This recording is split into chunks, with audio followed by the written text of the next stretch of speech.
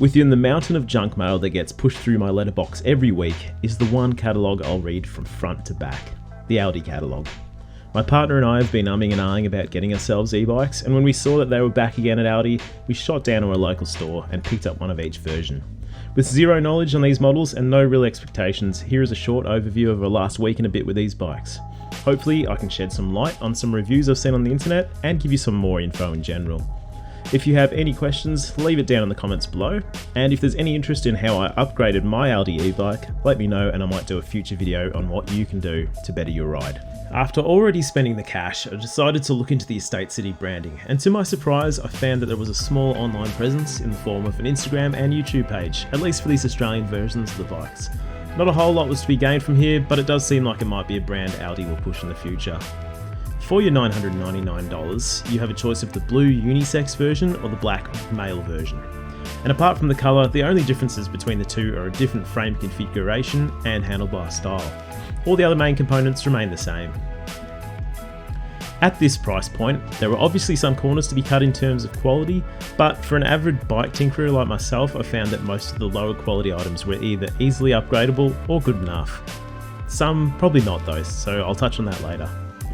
I'll start this by saying that these bikes require some assembly, like most box bikes. You should be capable and have some knowledge of bike assembly, as you will have to check everything thoroughly and tune it up to some extent. Both aluminium frames had pretty decent welds with a solid paint job on top. There's an Estate City sticker on the down tube. I think the name and logo in general is pretty average, but it's easily removed if it offends you too much. They run a 7-speed 1x drivetrain using basic Shimano 220 derailleur up back and a RevoShift twist shifter on the bars. As for the bars, they're aluminium, which is nice to see. Generic ergo style grips give you a decent place to rest your hands, but I found that they do spin a little on occasion.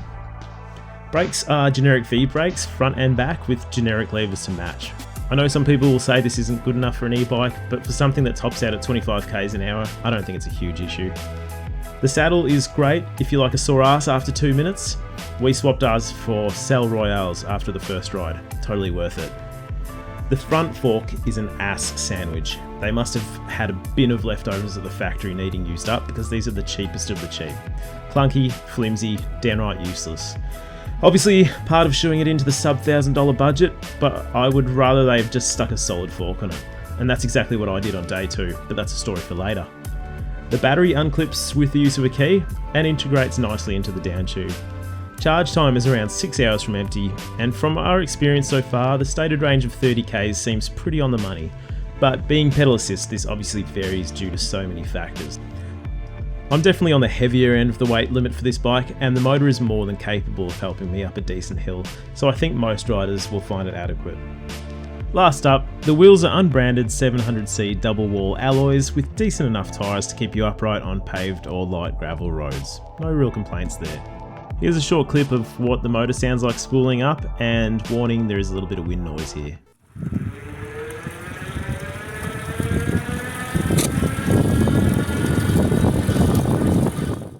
I'll briefly touch on the control panel that's on the handlebars. It's pretty basic without a display, but you can link it via Bluetooth through the Zippo cycling app to give you speed and show you power levels, battery levels, etc.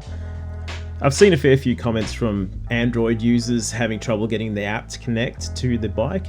What I've found is that once you've opened the app after turning on the bike, you have to physically click on the searching for connection icon, and that will usually get you to the prompt for password screen. Password's 123456, put that in and hopefully it connects.